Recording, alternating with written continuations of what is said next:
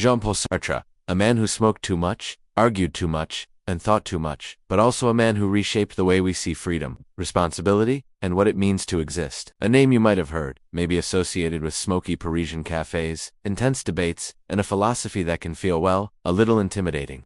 Born in Paris in 1905, Sartre's world was forged in the fires of the 20th century. He lived through 2 world wars, witnessing humanity at its best and its absolute worst. He studied philosophy, he wrote novels and plays, and he became the intellectual rock star at the center of a revolutionary movement, existentialism.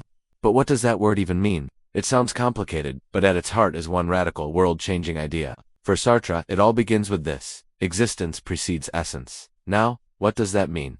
Think about a paper knife. Before it's ever created, someone has an idea for its essence. They know it needs to be sharp, it needs a handle, its purpose is to cut paper. Its essence comes before its existence. But for human beings, Sartre says, it's the complete opposite. We are thrown into the world first, without any pre-written script, without a predefined purpose, without a cosmic instruction manual. We simply exist. And only after we exist do we begin to define who we are, our essence, through the choices we make every single day. This idea is both exhilarating and absolutely terrifying. It's exhilarating because it means we are utterly and completely free. There's no destiny written in the stars, no fate pulling our strings. You are the author of your own life story. But it's also terrifying, because that freedom comes with a heavy weight, total responsibility. Sartre famously wrote, "Man is condemned to be free." Condemned. Why such a harsh word? Because you can't escape it. There's no opting out. Even refusing to choose is, in itself, a choice. Doing nothing is still an action you have chosen. You are responsible for everything you are, and everything you are not.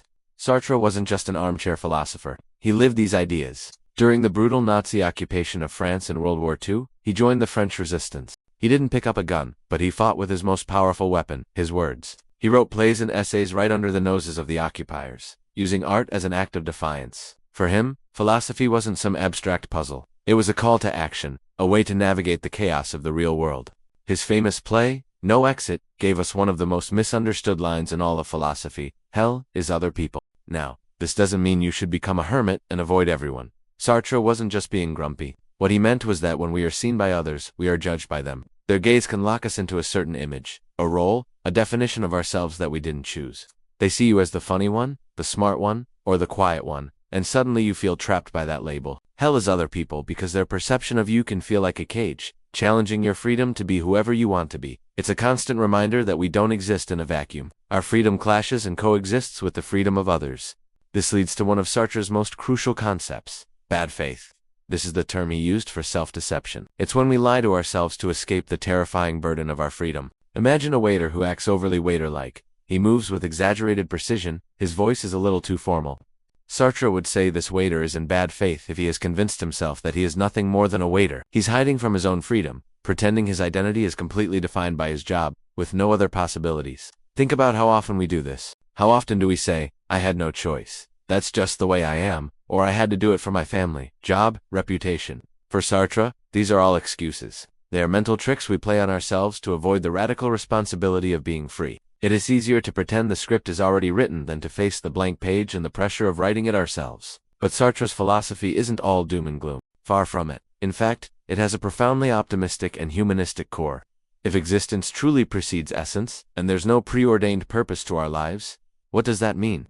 It means life isn't meaningless. It means it's up to us to create meaning. We are the artists of our own lives. The universe doesn't hand you a purpose on a silver platter, but it gives you something far more valuable: the freedom to forge your own. The meaning of your life is whatever you choose to commit yourself to. As he got older, Sartre practiced what he preached. He threw himself into political causes, becoming a vocal activist. He championed workers' rights, spoke out fiercely against colonialism, and was a constant thorn in the side of the establishment.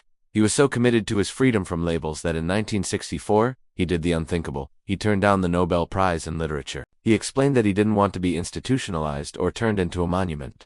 He refused to let even the world's most prestigious award define him. That is a man who lived and breathed his own philosophy. So, why on earth should we care about this chain-smoking French philosopher today? Because the questions he asked are more relevant than ever. We live in a world of curated social media profiles, immense pressure to follow a certain career path, and endless cultural expectations telling us who we should be. It has never been easier to slip into bad faith to perform an identity rather than create one. To pretend we're just passengers when we are, in fact, the pilots. Sartre's challenge to us is as simple as it is radical. Stop lying to yourself. Acknowledge your terrifying, beautiful freedom. Own your choices, good and bad, and start creating meaning where none is given. He forces us to see that we can't hide behind excuses, not fate, not society, not even our own past. We are free, whether we like it or not. And with that freedom comes the burden, but also the incredible power of shaping our own lives. There's a beautiful quote from him that sums it all up. Freedom is what you do with what has been done to you. You don't choose the family you're born into, the country you grow up in, or the circumstances you face. That's what has been done to you. But your freedom lies in how you respond, how you act, how you choose to define yourself in the face of it all. In the end, Sartre leaves us with a difficult but empowering truth. Your life is yours alone to live. No one else can do it for you. You must choose. And in that act of choosing, you create yourself. If this exploration of freedom and responsibility resonated with you and you want to dive deeper into the minds of the great thinkers who shaped our world, make sure to like this video, share it with someone who needs to hear it, and subscribe for more. Thanks for watching.